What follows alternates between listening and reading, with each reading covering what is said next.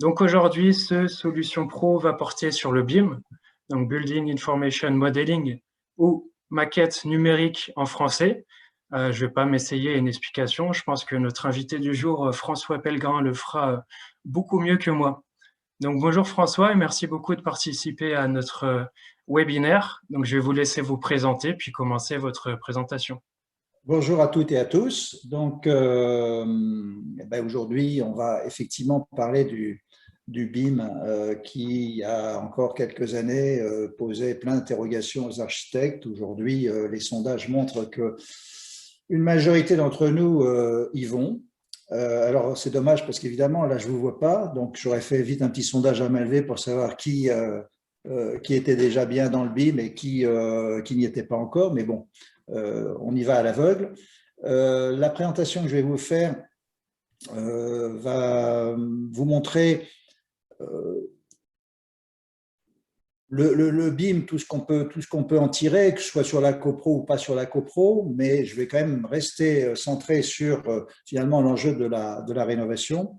Je vous montrerai, grâce à ma tablette, des maquettes et vous montrer comment on l'utilise et à quel stade elles sont vraiment pertinentes pour les copropriétaires qui ne connaissent pas notre jargon d'architecte, qui ne connaissent pas ou qui n'ont pas forcément la capacité de se projeter en 3D dans l'espace. Et puis, je vous montrerai un exemple de maîtrise fait avec le BIM. Et de toute façon, vous aurez à l'issue ces PowerPoint et ces présentations, plus d'ailleurs 2 articles qui avaient été faits sur, qui s'appelle BIM et copropriété. Voilà, donc je vais commencer mon partage d'écran, vous dire qui je suis. Donc là, c'est bon? Oui, c'est bon, on voit parfaitement. Donc, je suis architecte, comme la plupart d'entre vous, je suppose, architecte et urbaniste. Je suis pas mal impliqué dans pas mal d'instances, notamment l'UNSFA, où j'ai été président de 2001 à 2005, Archinov, qui est une association que j'ai créée en 95, qui se porte très bien, le SIAG, le COS Construction, l'AFNOR, et puis le plan bâtiment durable, puis d'autres lieux. C'est une façon pour moi de m'aérer les méninges. Aujourd'hui, l'enjeu, c'est de parler du BIM comme outil de communication et de simplification et de compréhension. En fait, le BIM, ça a été dit tout à l'heure, ça s'appelle Building Information Model ou Modeling. En fait, moi, j'ai appelé ça dès le début bouleversement interprofessionnel majeur, parce que c'est quand même ce qui est en train de se passer ou c'est ce qui devrait se passer. Parce que le BIM, c'est 80% de technologie, 20% de technologie et 80% de collaboratif. Voilà. Donc, si on fait du BIM sans changer ses méthodes et sans tendre vers le collaboratif, on passe évidemment à côté du vrai sujet. Ceux qui ont mis un doigt dedans se rendent bien compte que ce sera une nouvelle façon de programmer, de concevoir, de construire, de rénover et de gérer les projets à tout leur stade.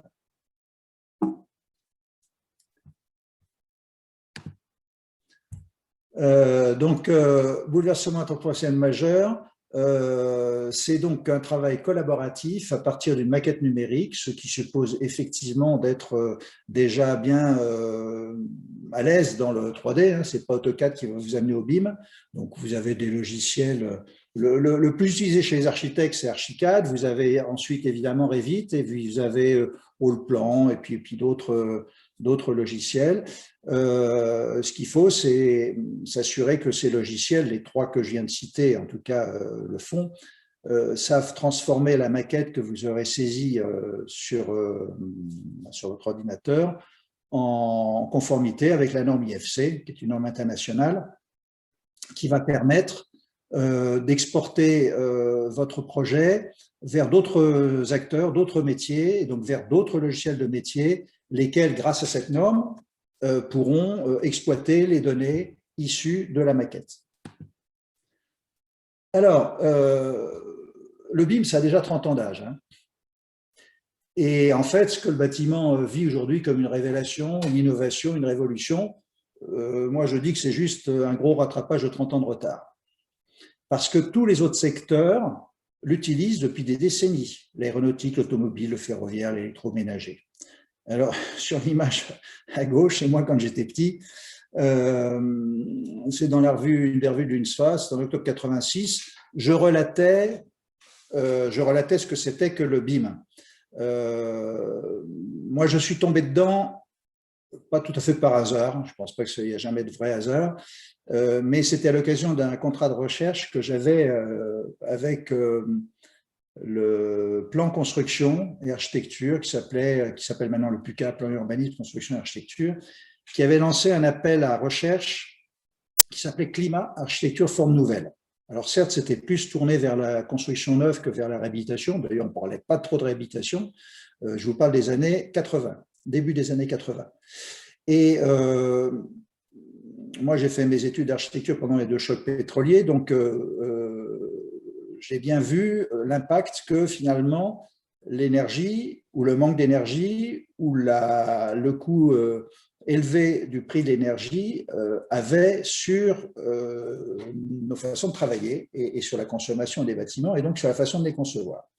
Donc on avait répondu à cet appel à projet en constituant une équipe pluridisciplinaire et on a voulu tout simplement se dire mais on peut progresser mieux ensemble, donc je reviens au collaboratif, à condition d'avoir un outil, à défaut de savoir créer l'espéranto, le langage commun du bâtiment, il nous faudra un outil qui permette, par exemple, à un architecte, à un thermicien de se comprendre et de travailler.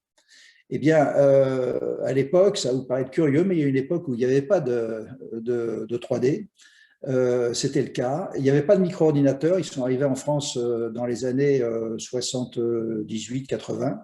Et on a eu l'idée, sur ces micro-ordinateurs qui venaient tout fraîchement de débarquer, un Apple II gonflé avec 16K de mémoire vive, qui était une bête de course à l'époque, de créer l'héliodon, la simulation, enfin d'abord de créer du 3D, voilà, modéliser en 3D un bâtiment, et ensuite de créer des simulations d'ensoleillement pour que l'architecte et le thermicien arrivent à se comprendre sur le jeu des ombres propres, des ombres portées, là on capte le soleil, là on ne capte plus, à telle heure du jour, etc.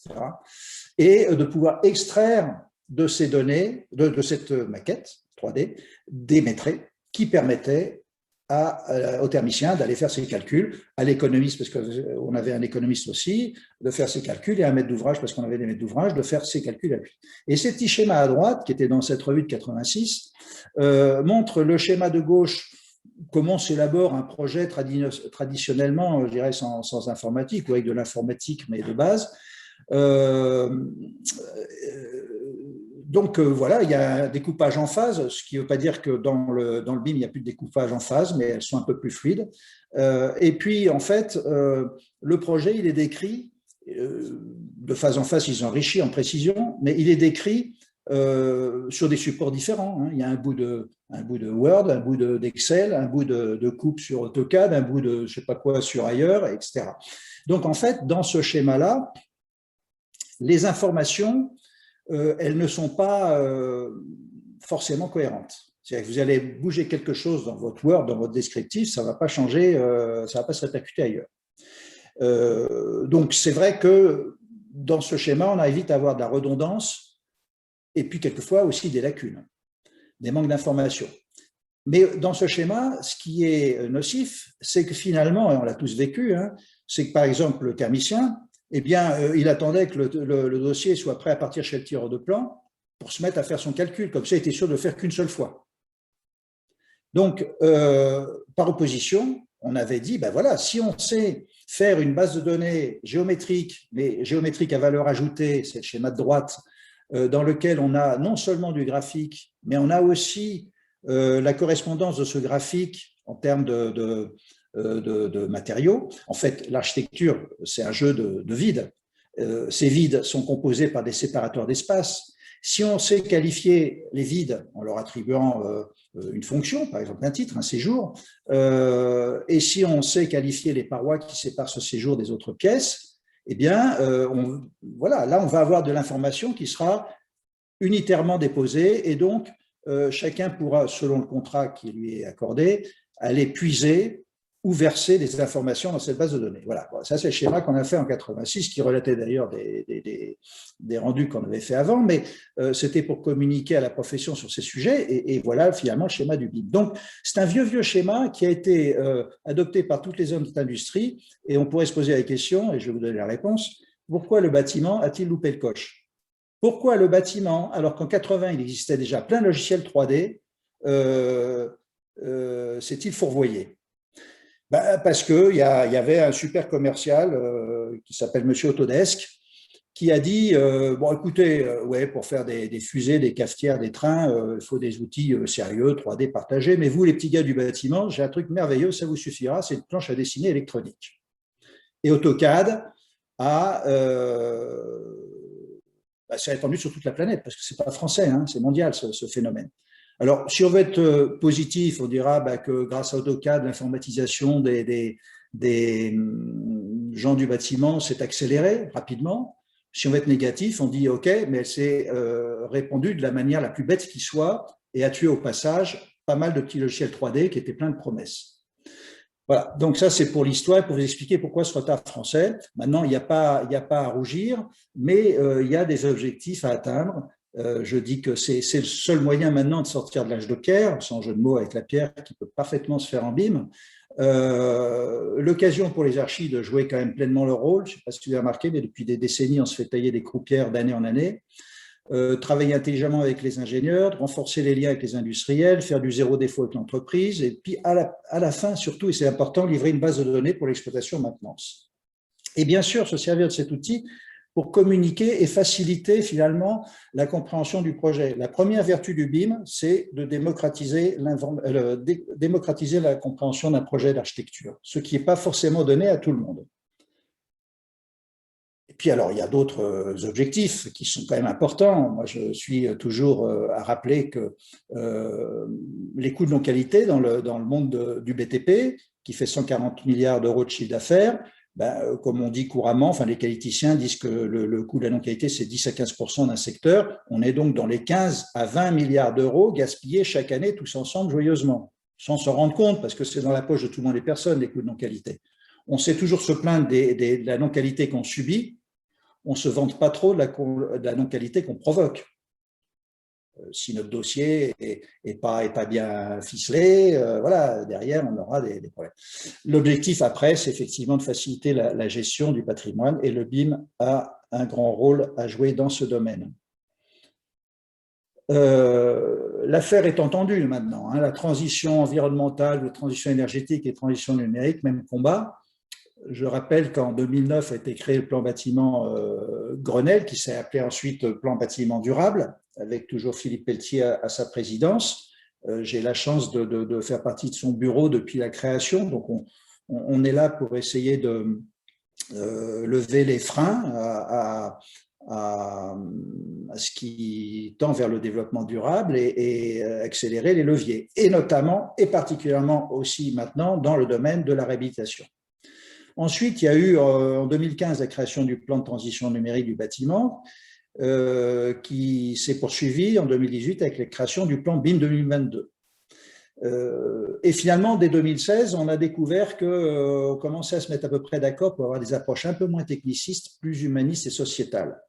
Et c'est là a été inventée la RBR 2020, qui va s'appeler la RE 2020, qui sera applicable à partir du 1er janvier 2022, donc avec, c'était le cas pour la RT 2012, hein, sauf que là on a 2 ans de retard, la RT 2012 c'était 1 an de retard, ça ne touche pas encore l'ancien, mais dites-vous, messieurs les architectes, mesdames les architectes, que ça va arriver assez vite.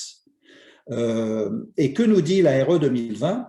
Elle nous dit on ne va plus regarder que la performance thermique, on va regarder plein d'autres choses, et notamment le bilan carbone. Et ça, c'est valable aussi en réhabilitation.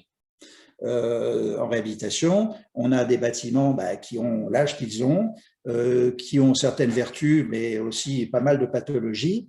Eh bien, aucune cause n'est jamais perdue. On peut rendre vertueux un immeuble qui ne l'est pas. On peut donner des performances type RE 2020 à un immeuble qui a été construit avant la première réglementation thermique, qui est, je rappelle, de 1974. Donc, aucune cause n'est perdue. On peut parfaitement rehausser le patrimoine je rappelle que le neuf, ça représente que 1% du parc existant. Donc, le chantier des décennies, pour ne pas dire du siècle, c'est effectivement de requalifier tout notre patrimoine. Et vraiment considérer que la seule approche ne suffit pas.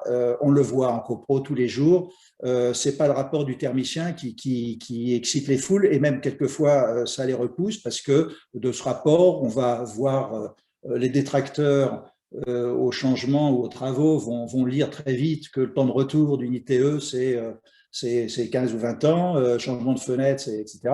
Et donc tout ça, ça fait plutôt repoussoir. Alors que si on parle d'amélioration du confort, du bien-être, de la santé, de la sécurité, de la valorisation du patrimoine et bien évidemment de l'économie d'énergie, là, on commence à être entendu et écouté. Voilà. Ben nous, ça fait, enfin l'UNSFA en tout cas, ça fait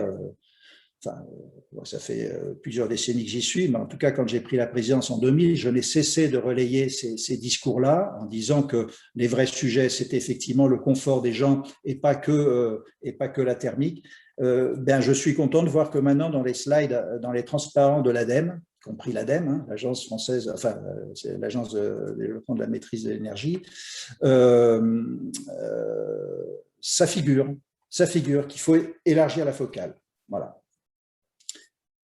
N'oublions pas que sur 50 ans, si on regarde la décomposition des coûts d'un bâtiment, il y a 3% pour le montage, 2% pour la conception, 20% pour la construction, 75% pour l'exploitation et maintenance. Donc, ce n'est pas la peine de faire un fait technique pour déduire que si on veut réduire le poste qui coûte cher, c'est-à-dire l'exploitation et maintenance, il faut peut-être repenser les 3 séquences amont, injecter un peu plus de matière grise d'intelligence dans le montage, dans la conception, injecter un petit peu plus de moyens dans les travaux, et alors on aura des bâtiments très vertueux, économes, et ça marche aussi bien pour la réhabilitation que pour le neuf. Je vous fais un petit zoom sur le plan BIM 2022 pour vous dire ce qui nous attend demain. J'ai souligné en jaune l'action 2 que je copilote avec Cléa Doutreline, qui est de la PAV, donc Bureau de contrôle. On a la tâche de démontrer comment le BIM va simplifier le contrôle et l'autocontrôle. Et je vous donnerai quelques exemples tout à l'heure. Voilà. Et puis par ailleurs, mais ça, ce n'est pas directement lié à notre sujet, je précise que je suis aussi chargé du pilotage de l'expérimentation sur le permis de construire numérique fait en BIM, assisté par le BIM. J'avais pris une initiative en 2016 de déposer le premier permis de construire numérique BIM en France sur une opération neuve de 110 logements dans la vallée. Et je m'offusque de n'avoir toujours pas encore été copié depuis. Ça fait 2016, 18, 19, 20, 21. Ça fait quand même 4 ans. Bon, aujourd'hui, une expérimentation est en cours. Je ne sais pas si vous le savez, mais au 1er janvier 2022, toujours lui, 2022, il va se passer plein de choses. Les communes de plus de 3500 habitants devront toutes être en mesure de recevoir des autorisations d'urbanisme, donc c'est là pour une déclaration préalable, en mode dématérialisé. Mais l'obligation porte simplement sur le PDF, donc ça ne changera pas grand-chose. Au lieu d'envoyer du papier, vous enverrez du PDF. Et l'expérimentation que nous développons, que nous suivons, c'est pour aller au-delà et mettre la maquette numérique dans les mains de l'instructeur pour voir en très peu de, pour lui permettre de gagner du temps sur la compréhension du projet, vérifier les prospects et la conformité. Ce que je voudrais vous montrer, c'est que une maquette numérique, finalement, c'est de la transparence. Et la transparence, ça génère généralement de la confiance. Et si on joue sur transparence plus confiance, eh bien, on va sereinement à la garantie de performance. Parce que tout ce que je vais expliquer à la copro ensuite, ce n'est pas des abacs, des camemberts auxquels ils ne comprennent rien. C'est basé sur le jumeau virtuel de leur bâtiment. Et donc, quand je vais annoncer un bilan thermique ou un bilan carbone, eh bien, c'est basé sur la vraie géométrie du bâtiment. Voilà, ça c'est pour vous montrer. C'était notre permis de construire de Marne-la-Vallée. ceux qui sont dans le BIM connaissent ça, c'est montrer combien on sait décortiquer un projet pour permettre à tout un chacun, parce que comme ça migre sur une tablette, n'importe qui, le conseil syndical peut avoir, c'est gratuit d'envoyer ça sur une tablette, le logiciel de lecture, il est gratuit. Là, en l'occurrence, moi je travaille sur Archicad, donc c'est le logiciel BIMX, qui est un visualisateur de maquette, qui est très, très ergonomique et très, très pertinent. Le tout, c'est de démontrer que les plans ou les coupes faits en PDF sont vraiment extraits sans aucune retouche, sont vraiment extraits de la maquette. Et je vais vous le démontrer tout à l'heure. Ça, c'est important parce que si vous voulez installer la confiance, c'est par là que ça commence. C'est qu'il faut vraiment que le modèle soit transparent, lisible, compréhensible et manipulable par tous. Je vais d'ailleurs vous le montrer. Alors, comme je ne peux pas connecter ma tablette directement, parce que c'est des flux, comme je suis en temps réel avec les Zoom ou les je ne sais plus sur quoi on est, les Teams, ça saccade un peu, mais je vais le faire comme ça. Donc là, voilà, là j'ai modélisé une copro de 2 bâtiments. Oui. Est-ce que vous pouvez enlever le partage d'écran, comme ça on vous aura en grand écran, on verra mieux votre tablette. Oui, d'accord, oui, pardon. C'est vrai. Ok, c'est parfait. Voilà, donc voilà ma maquette. Et en fait, mon dossier, pour voir mon dossier et montrer que toutes mes pièces, voilà la nomenclature de mon dossier.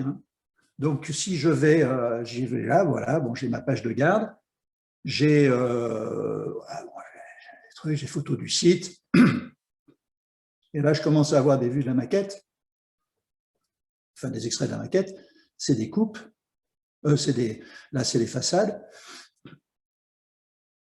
Et par exemple, là, je m'arrête sur cette coupe. Si je veux démontrer qu'elle est vraiment intégrée, ce plan PDF est vraiment intégré dans ma maquette, je vais ici, j'appuie sur le modèle 3D, là, que vous voyez, et elle va s'installer. Voilà, ma coupe, elle est là, et elle est bien complètement extraite de ma maquette. Alors après, je peux enlever ce calque. Ce calque est important parce qu'une maquette n'a pas d'échelle, elle est troublante. Or, vous, quand vous présentez quelque chose, soit vous êtes en phase APS ou pro ou chantier, je ne sais quoi. Donc, sur ce calque vert, en fait, il y a ici un cartouche, une date, un émetteur, et donc une responsabilité juridique.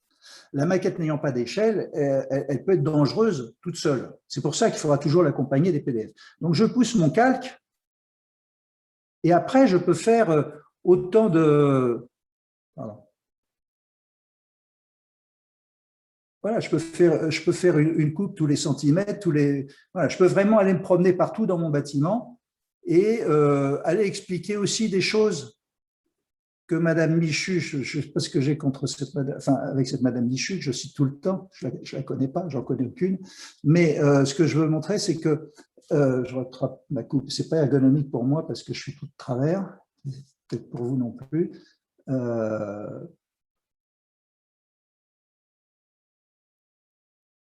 Voilà, je reviens sur ma coupe. Bon, j'enlève mon calque vert. Et vous voyez, quand je veux parler à Madame Michu, à Monsieur, je ne sais pas qui, du problème du pont thermique, là-dessus, je vais lui expliquer, il va comprendre tout de suite. Le coffre-volet roulant, je vais lui expliquer, il va comprendre tout de suite.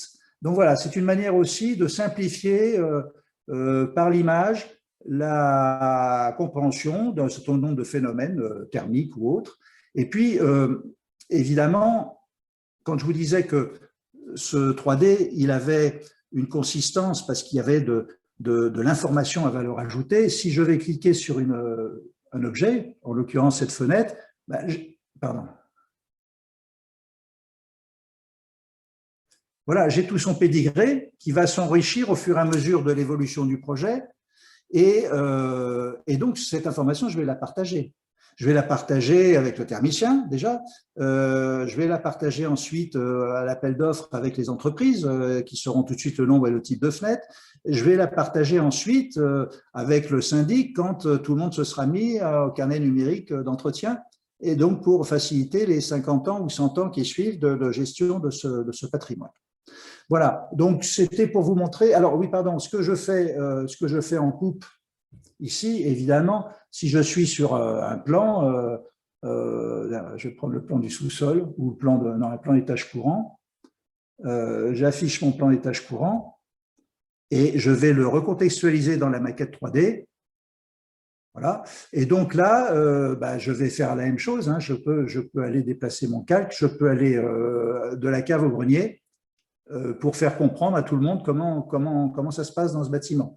Et je vais pouvoir aller expliquer les gaines d'entrée d'air, les gaines d'extraction, comment va marcher la ventilation, etc., etc.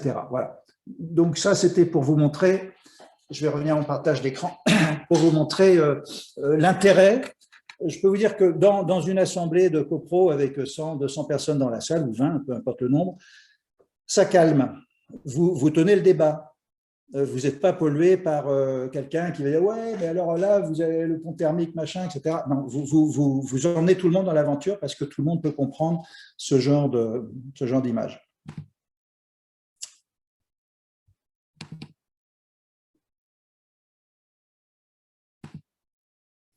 Alors, ça, vous allez dire, c'est plus a priori pour du neuf, mais je vais vous montrer que non, ça peut jouer pour l'ancien aussi, parce que à partir du moment où vous avez modélisé, vous pouvez faire plein de choses, plein de simulations. Et c'est l'intérêt du BIM, c'est de pouvoir faire de la simulation. Dans le bâtiment, on ne simule pas vraiment beaucoup jusqu'à présent. Hein. On fait de l'évaluation, on fait du calcul, puis quand ça ne marche pas, il y a une certaine époque, on augmentait la puissance de la chaudière et puis on ne se posait pas d'autres questions. Là, on peut aller beaucoup plus finement. On peut aller beaucoup plus finement pour justifier des choix et la performance de ces choix. Alors, il faut une chaîne cohérente. On retrouve les logiciels que je citais tout à l'heure à gauche. Au centre, le standard IFC. Donc, rassurez-vous, ce n'est pas à vous de faire cette cuisine. Il faut juste que vos logiciels vous garantissent que vous êtes bien sur la dernière version et que vous êtes bien compatible avec cette norme IFC. Et à partir de là, vous pourrez aller vers des logiciels de métier. Archiwizard, Elodie, j'ai cité, voilà, parce que je vais en reparler tout à l'heure, mais il y en a plein d'autres. Vous pouvez même échanger entre Archicad et Revit via l'IFC. Voilà. Donc, ça décloisonne les logiciels et ça installe le collaboratif.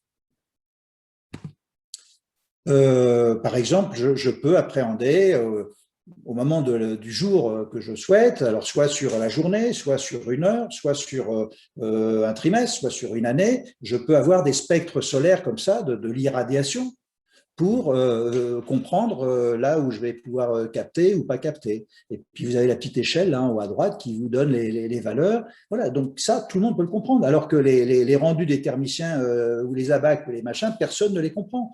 Et quand les gens ne comprennent pas, ils décrochent. Et quand ils décrochent, ils votent contre. Parce que voilà. Un exemple, ce n'est pas une copro, mais c'est exactement la même chose, parce qu'on commence à faire ça sur des copros. C'était du logement social. Le bailleur voulait augmenter la taille de certains séjours, pas de tous. C'est pour ça que vous avez des plugs un peu aléatoires. On a fait ça, mais on a voulu aussi lui faire toucher du doigt un certain nombre de phénomènes, notamment, si vous voyez ma souris ici, donc dans les deux plugs à droite, sur l'image du bas, eh bien, il est évident qu'en créant une avancée au-dessus, une avancée en dessous, on allait complètement détériorer le confort visuel de cet appartement. Mais au moins, on le matérialise, et on peut caractériser de combien. Et voilà, et donc ce sont des choix. Le BIM nous permet, le BIM et les outils de simulation permet de poser des questions, et c'est mieux de le voir à ce stade-là qu'une fois tout terminé, disant, mais c'est pas possible ce logement, on ne peut plus le louer, on ne voit plus le jour. Voilà. De même, si je suis à l'intérieur du logement, parce que ça m'est souvent arrivé en copro, parce qu'on ne cache pas, hein, quand on fait une ITE, c'est sûr que quand on rajoute 20 cm d'effet tunnel dans une baie, c'est plus du tout le même jour de vie, enfin le même confort visuel que vous avez dans la pièce. Avec Archiwizard, on peut calculer, ça calcule en plus en temps réel, donc c'est instantané, même si je ne suis pas spécialiste de la lumière ou de la thermique, je vois très bien quand je bouge un truc si ça évolue dans le bon sens ou pas dans le bon sens, parce que, et ça c'est très intéressant, parce que je n'ai pas à attendre que le thermicien ou l'éclairagiste me réponde une semaine, 15 jours, ou peut-être pas d'ailleurs.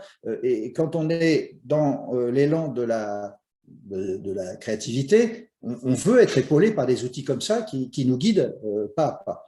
Je ne veux pas trop m'appesantir là-dessus, mais enfin, dans l'image en haut à gauche, j'ai fixé que c'était tel jour à telle heure, eh bien, en baladant ma souris sur les différentes tâches, j'ai le nombre de lux qui apparaît. Puis là, j'ai une échelle d'ailleurs métrique pour le mesurer.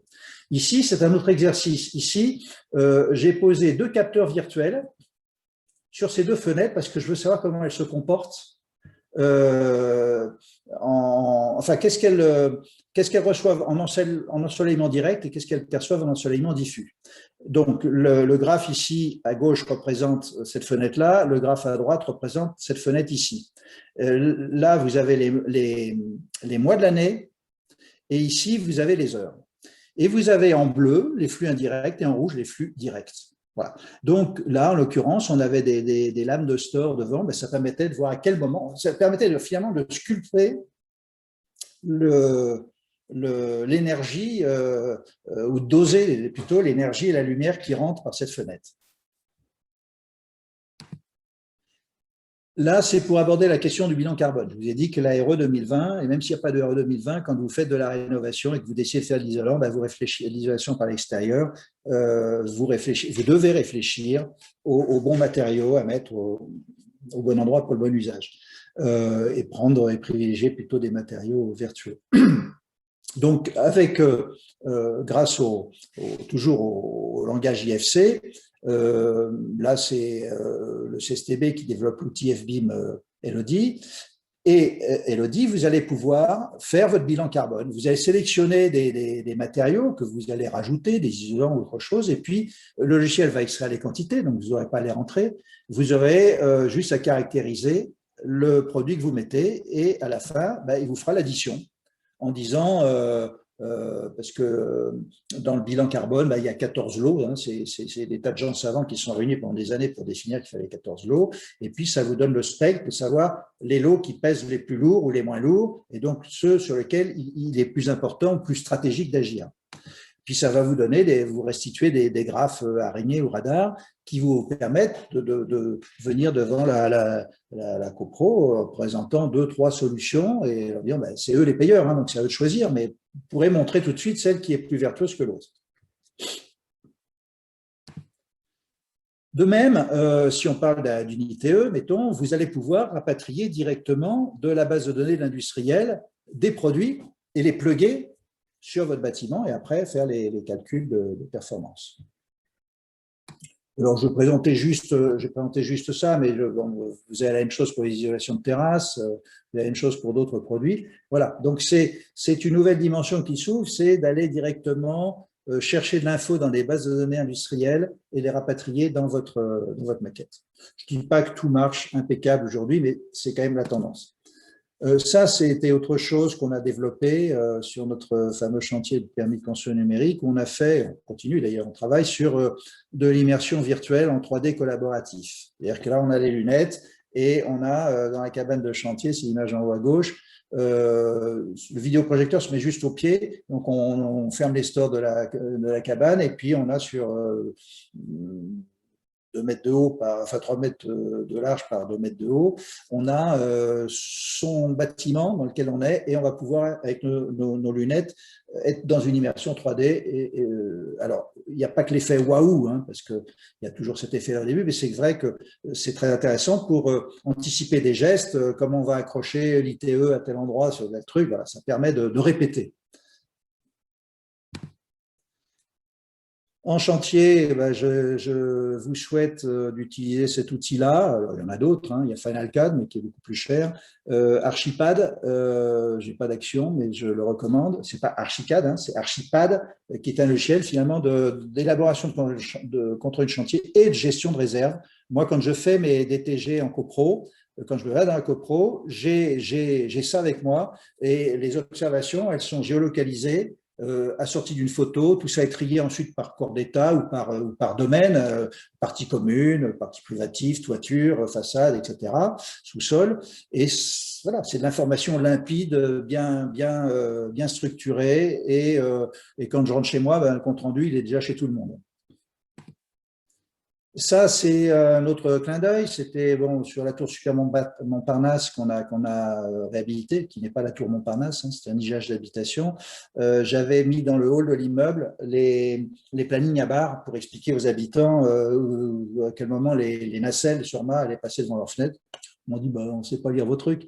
Donc, on a utilisé la maquette pour qu'on changeait régulièrement dans le hall, hein, ces images pour leur dire qu'ici, ceux qui habitaient là, bah, du mois de juillet 2015 à octobre 2015, ils verraient passer des nacelles de temps en temps devant leur fenêtre. Autre petite chose qui était intéressante comme application et valeur ajoutée apportée par le BIM. Aujourd'hui, quand vous commandez une voiture, vous la customisez sur Internet. Hein. Vous voulez le rétro vert, le toit rouge, les pneus violets. Ben, je me suis dit pourquoi on ne ferait pas la même chose pour les fenêtres. On devait changer 1500 fenêtres, je crois, là-dessus.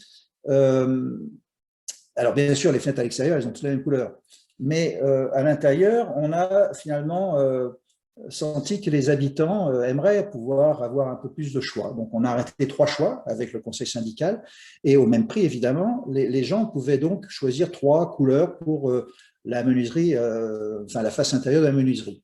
Et puis, on leur a aussi proposé plusieurs types d'ouvrants, françaises, coulissants, oscillobattants, 2 types d'affaiblissement acoustique, parce qu'il y a quand même une façade qui donne sur la voie ferrée. C'est après avoir pris cet engagement de leur donner tous ces choix que j'ai calculé que ça nous faisait une combinatoire de 14 742 cas. Néanmoins, j'ai pu démontrer que sur cette tour, on pouvait graver dans le marbre le choix de l'habitant et dire que dans 50 ans, si jamais il y avait des fenêtres à changer, ben, l'architecte sera content de trouver ce que moi, je n'ai pas eu quand j'ai démarré sur cette tour, parce qu'on n'avait pas de relevé, on n'avait rien. Mais au moins, voilà. Tout ça pour dire qu'on peut tracer l'information, la graver dans un carnet numérique d'entretien et se faciliter la vie dans la maintenance. Alors ça, c'est juste pour vous dire qu'il y a quand même quelques modifications comportementales qu'il faut accepter. C'est vrai que le bâtiment a toujours dit ouais, mais attends, ce qui se fait dans l'industrie, c'est pas pour nous, parce que nous, à chaque fois, c'est un proto. Il y a un terrain unique, il y a un arbre unique, voilà, c'est un contexte unique. C'est vrai. Mais ça ne veut pas dire qu'il n'y a pas des bonnes choses à prendre sur les process industriels. Et donc, je pense que le changement de paradigme, c'est maintenant d'accepter que le prototype, c'est la maquette virtuelle. Et que le chantier, eh ben, c'est un premier de série, mais d'une série qui s'arrête là, puisqu'on ne fait pas de série dans le bâtiment. Voilà. Quand on aura compris ça, on aura fait un grand progrès. Ce qui veut dire d'ailleurs qu'il faudrait injecter un peu plus de moyens, encore une fois, à la conception, parce qu'on n'en a pas, très peu, pour faire après des chantiers fluides, zéro défaut, zéro surprise, tout a été complètement calé. Et on est bien loin de ce monde-là. Et c'est ça qui provoque les 15 milliards d'euros de coûts de non-qualité par an. Petite maxime, parce qu'on s'approche de la conclusion de cette première partie, c'est, voilà, la BIM ne fait pas le moine. Qu'est-ce que je veux dire par là? C'est que s'il n'y a pas une compétence métier, ça sera de la poudre aux yeux et vous passerez ou on passera à côté du vrai intérêt du BIM. Une dernière petite pour la route sur cette partie-là. BIM ou has-been, voilà, parce qu'aujourd'hui, il n'y a plus le choix. Alors, ça fait quand même, je crois, 7-8 ans que j'ai fait ces transparents-là. Je pensais que c'est République. Moi, il y a 7-8 ans, je disais ceux qui ne seront pas allés dans les 4 ans, ils seront morts. Bon, on est toujours là, même ceux qui n'y sont pas allés, parce que ça met finalement pas mal de temps à s'installer, cette logique de travail collaboratif autour du numérique. Mais de toute façon, il n'y aura pas de retour arrière. On ne peut pas imaginer se priver de tels outils et de repartir avec le rouleau de calque et le rapido. Voilà pour cette première partie. Je vais vous montrer après, avant de laisser la place aux questions, sauf s'il y a des questions, Cyril, direct là maintenant. Non, pour l'instant, je pense que c'est assez clair. Écoute, on n'a pas de questions. C'est quoi pour continuer? OK. Alors, la deuxième partie, c'est une application concrète. C'est pour vous montrer sur une autre copro. Alors, j'arrête ce partage. Je vais chercher mes fichiers.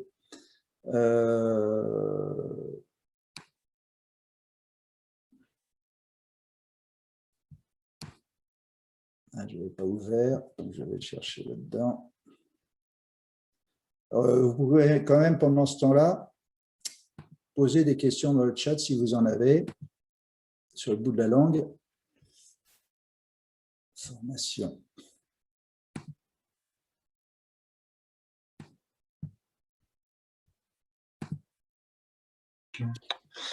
Ouais, j'ai une question du coup, j'en profite. Est-ce que vous arrivez à chiffrer les coûts de l'économie que vous réalisez en coûts de non-qualité grâce à l'utilisation du BIM?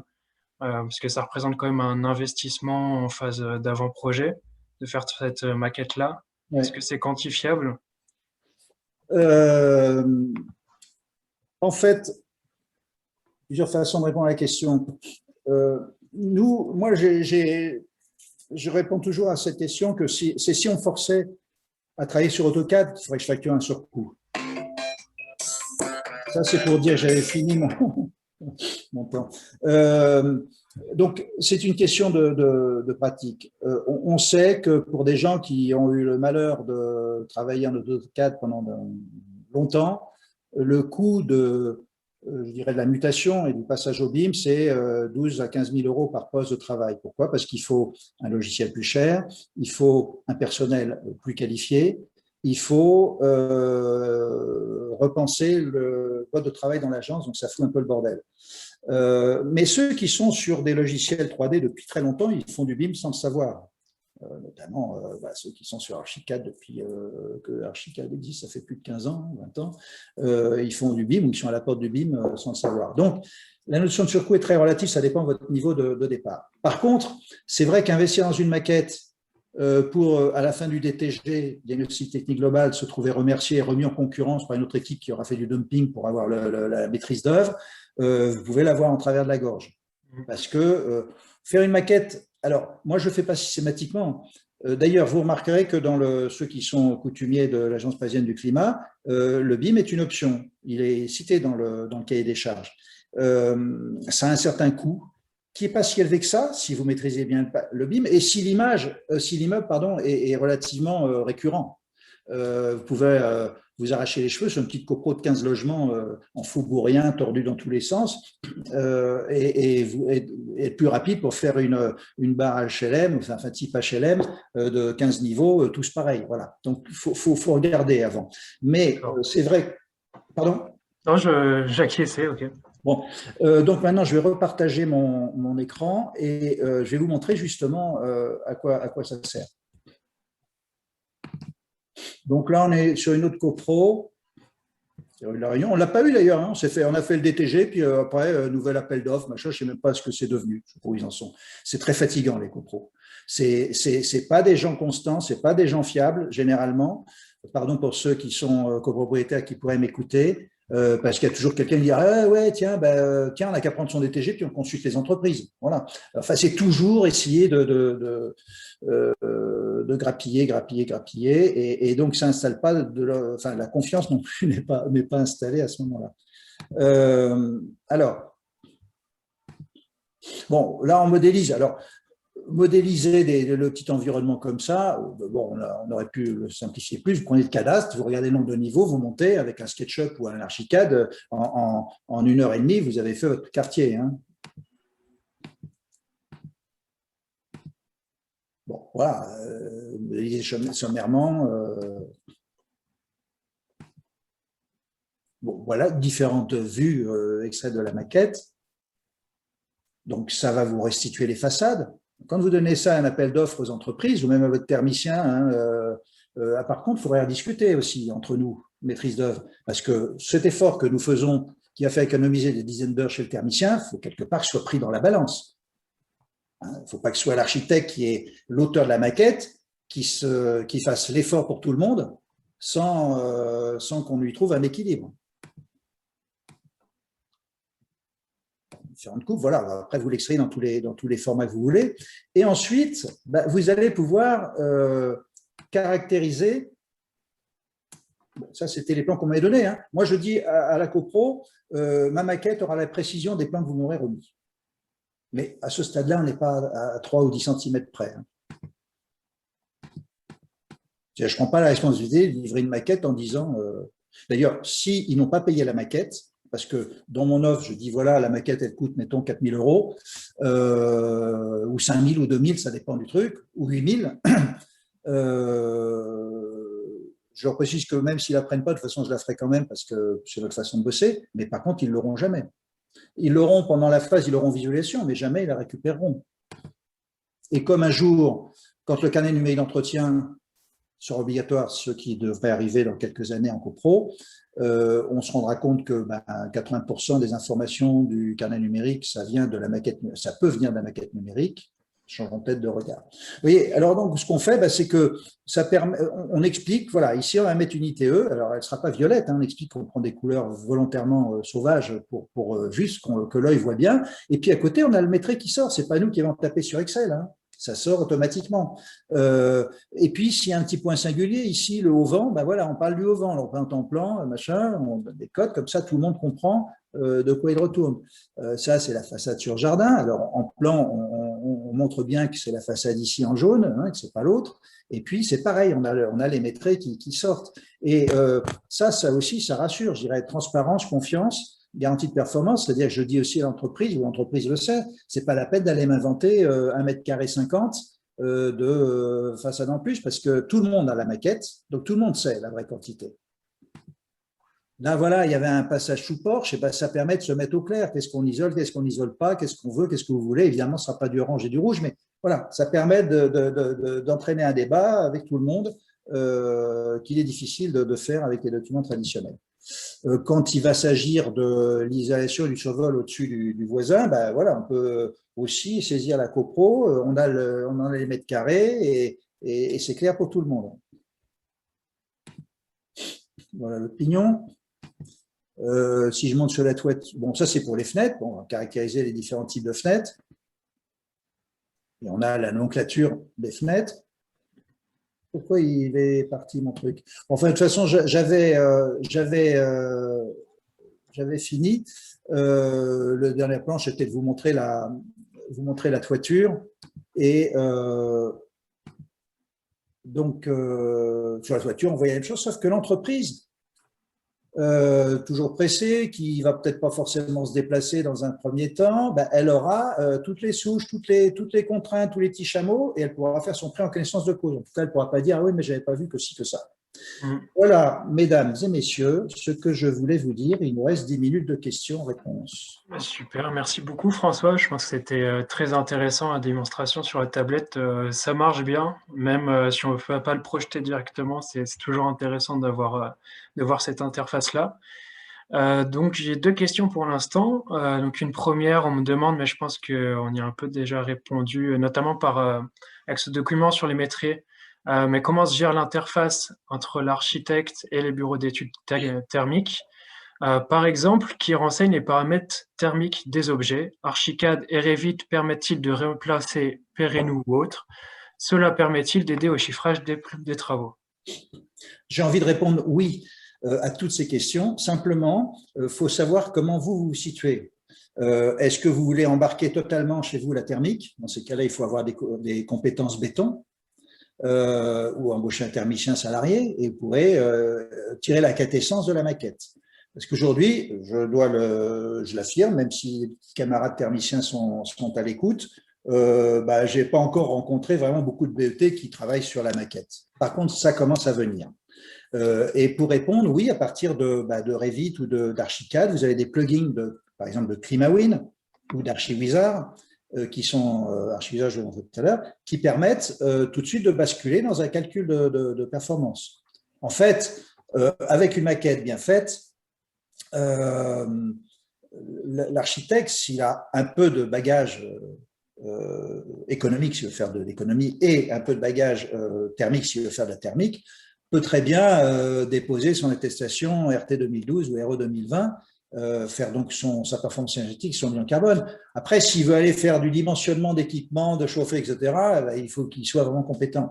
Mais c'est ça qui va se passer avec le BIM, c'est qu'avec cette maquette et les simulateurs qu'il y a dessus, on va pouvoir scratcher des temps qui sont des temps improductifs, des temps qui peuvent même être des risques d'erreur. J'entends par là les métrés que vous faites à partir de documents, papier, vous avez fait des tirages, vous donnez votre projet au thermicien, il va prendre des mesures avec son CUTCH, vous-même peut-être vous êtes gouré dans une cote, lui il va faire une erreur de frappe, et donc voilà. Avec la maquette, on est il n'y a plus d'erreur possible. Si les choses ont été bien saisies, il n'y a plus d'erreur possible puisque les données sont directement extraites par le logiciel grâce au format IFC. Voilà. Donc, vous pouvez donc, dans ces cas-là, renseigner votre maquette, mettre le UW de la fenêtre, mettre la résistance thermique que vous ajoutez, ou alors vous la livrez sans information au thermicien qui, lui, prend le relais. Oui, enfin, ça ne dicte pas un mode collaboratif, ça installe le mode collaboratif. Après, la frontière entre qui regrignote qui chez l'autre ou pas, c'est à vous d'en débattre en fonction de votre appétit. Alors, une autre question.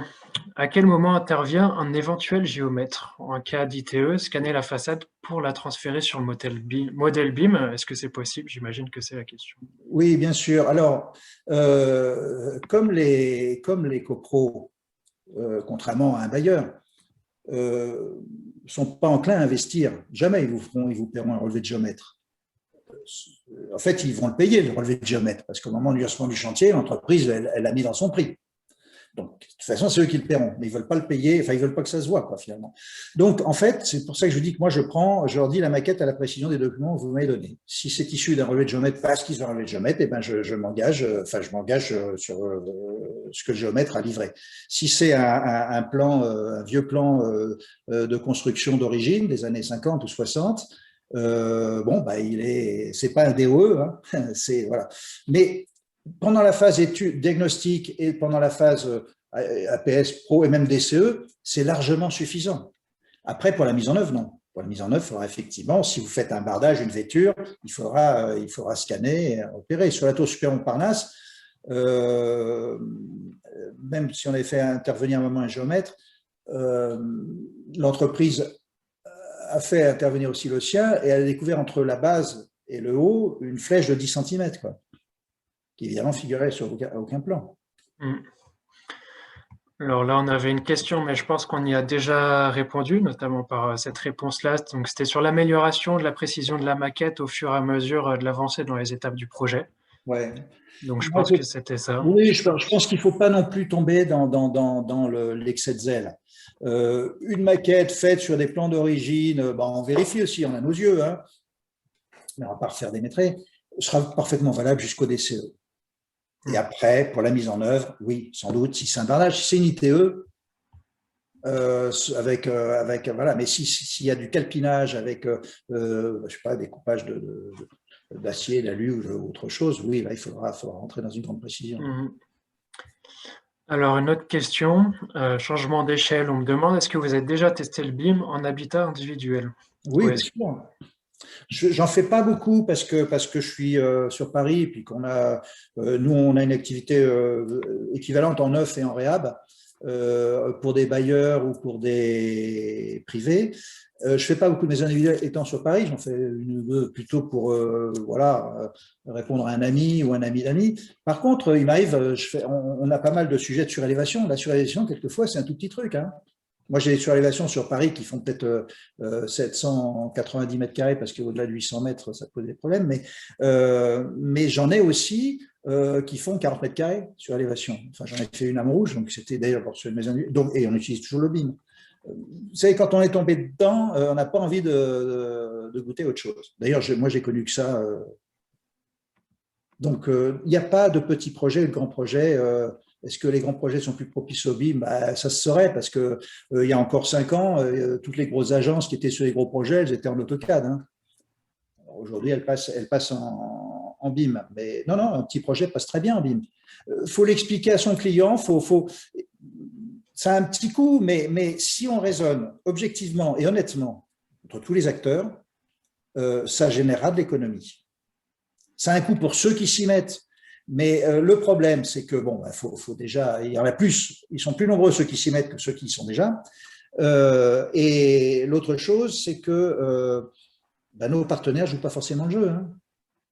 Le thermicien ne va pas vous dire spontanément « Ah, tiens, c'est super, tu me fais une maquette, j'économise 3 jours de métré. » Non, mais vous le savez qu'il économise 3 jours de métré. Donc voilà, il faut discuter. C'est des sujets c'est des sujets, oui, qui sont maltraités aujourd'hui et qui sont d'ailleurs, on voit très bien, que ce soit du marché public ou du marché privé, ce qui est parfaitement injuste, c'est que, par exemple, les missions de maîtrise ou de synthèse ou d'exécution, qui sont généralement jamais confiées en France, sauf en Rhône-Alpes et en Alsace, région frontalière, pas par hasard, c'est que justement, d'autre côté des frontières, on donne plus à la maîtrise plus de moyens à la maîtrise d'œuvre pour qu'elle aille plus loin, et en particulier, on lui demande de faire des maîtrises, des plans d'exé et de la synthèse. Avec votre maquette, vous en faites une partie, alors vous n'êtes pas missionné.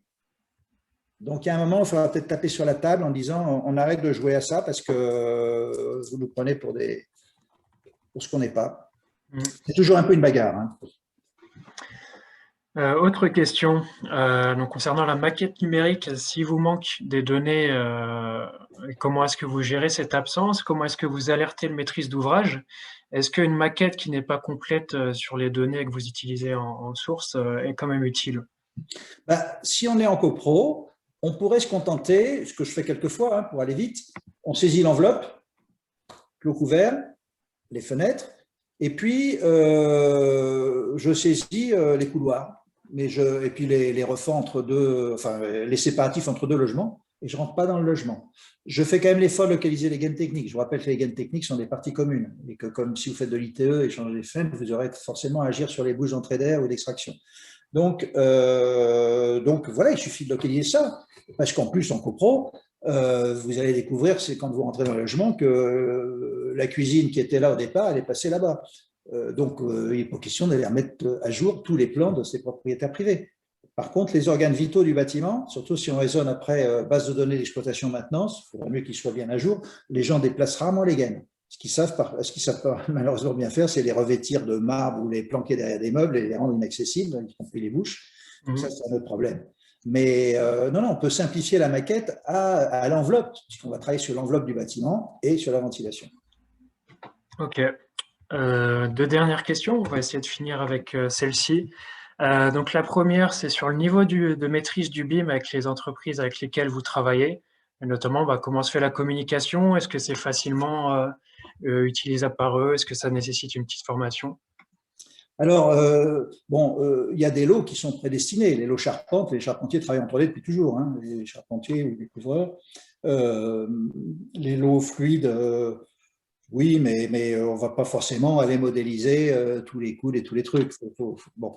Par contre, c'est vrai que selon la taille des entreprises, ça va plus ou moins vite. Moi, je connais de petites entreprises qui vont, parce que le chef d'entreprise, elle dit, tiens, allez, on passe au BIM, c'est intelligent. Et puis, il y a 20 personnes dans le truc, donc il dit, on y va. Bouygues, ça a été vachement plus long, hein, le passage au BIM. Les pages, enfin, dans les grands groupes, tout ça. Maintenant, ça y est, ils y sont. Donc, voilà, écoutez, de toute façon, tout le monde va y aller.